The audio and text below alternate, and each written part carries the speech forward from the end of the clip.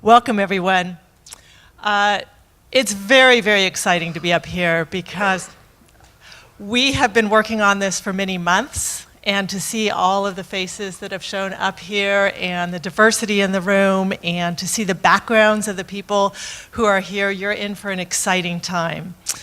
My work with T2 focuses on looking at human biology and the human neural system and the intersection of that with building innovation ecosystems.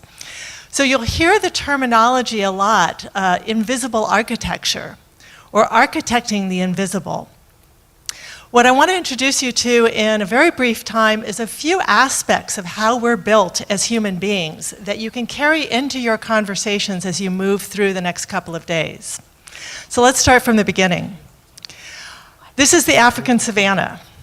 It's where we spent most of our evolutionary history. In fact, if you were to compress human history into 1 year, including all of our human ancestors, we only left the savanna a few days ago. So it's kind of astonishing when you think about it in that terms that our own neural system was evolved for that environment, not the environment that we're in today. But somehow, magically, we got from that to this. No other animal on the face of the planet is able to innovate. And that's what this is. That's innovation. What we do as human animals is what we think into the future, and we have an ability to do that in ways that other animals cannot. And we have the power of language to coordinate action, to make a thought that's present in the here and now reality in the future, which is really a pretty magical power. And usually what we use that magical power for is to try to make the world easier to live in, more comfortable, healthier, more fun, more exciting, etc. We don't always succeed. And sometimes there are unintended consequences to our innovations, where we think it's going to make us happier, but in fact it doesn't. But this is what the human animal is built to do, is to innovate. Now, that innovation comes largely out of a very powerful logical ability in the brain, a very powerful prefrontal cortex. But it's easy to get lost in that power compared to other animals and forget that we actually are animals. And that a lot of what we do, in fact, is driven by something that's underneath the surface that we're usually not aware of. If you want to architect ecosystems and architect communities, it's really useful to know what all that stuff underneath the surface is. So there are really 3 places where our behavior comes from. It comes from innate programming, another word for that might be instinct. Learned programming, which is pattern recognition. That can be from things that we try to learn intentionally, but most of our learning happens just implicitly. We wander through the world and our brain picks up on patterns and codes those patterns and says, hey, that'll be useful in the future to have. So those are 2 areas that drive behavior. And then there's a third, which is executive control. Now there's a little conundrum here, because most of us think that executive control runs the show. The reason we think that is it's the only one that we're conscious of. So we're conscious of it, we're aware of it, so it seems like it's what's calling the shots, but this is actually more what the reality is. Most of our behavior is being driven by those instincts and those learned patterns that are operating in the background telling us what to do.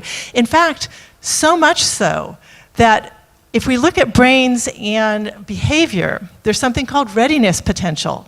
And we found that readiness potential, which is the signal in the brain that tells us what we're about to do, happens before we're conscious of it.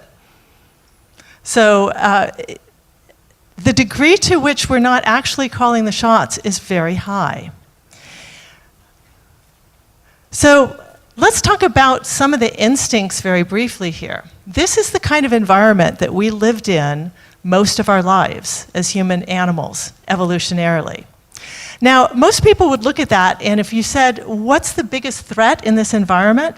They'd probably say starvation, and that's because we have an automatic pattern recognition now that says there's lots of starvation in Africa, so that must be the biggest threat. And then people say lions and tigers and things like that. But actually, the biggest threat to your survival in this environment is being ostracized from the tribe. because a lone human being on the African savanna doesn't do very well. They become lunch very quickly.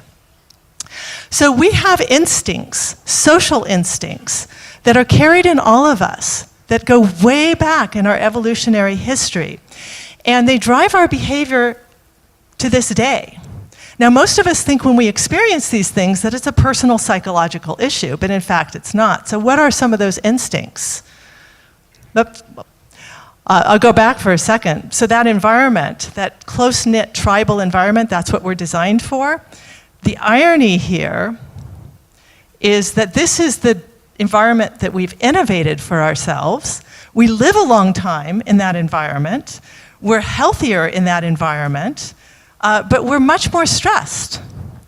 And that's because the environment that we've created is actually out of sync with our natural biology. So let's talk about what some of those social instincts are. We have relatedness, and that's an instinct that says, if I'm like you, I can trust you. If I'm like you, I can relax. If you're different from me, I should be on guard.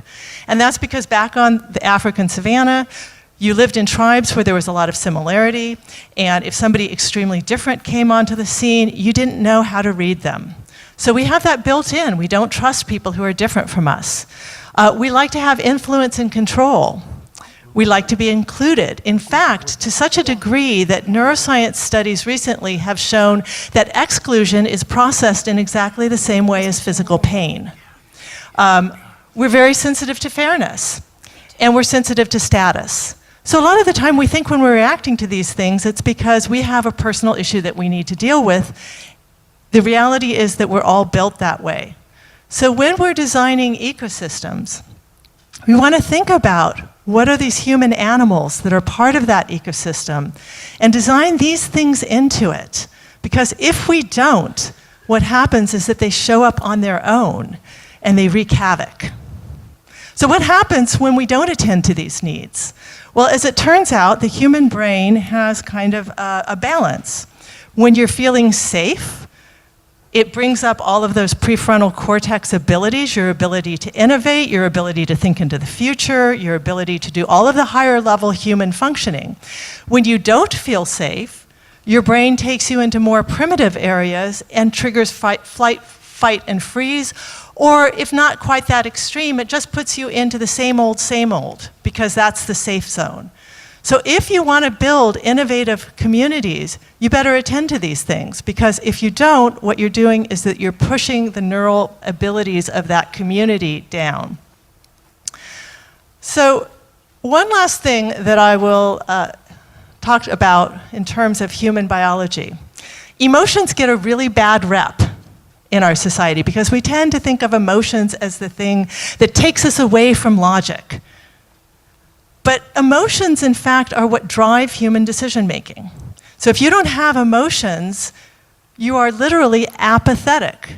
Apathy means without feeling. So attending to the emotional climate of a group is absolutely key. What emotions do really is that they give us a shortcut for telling us whether we should go. Okay. I think our slides are stuck, but that's okay. So it tells us whether we should go towards something or away from it.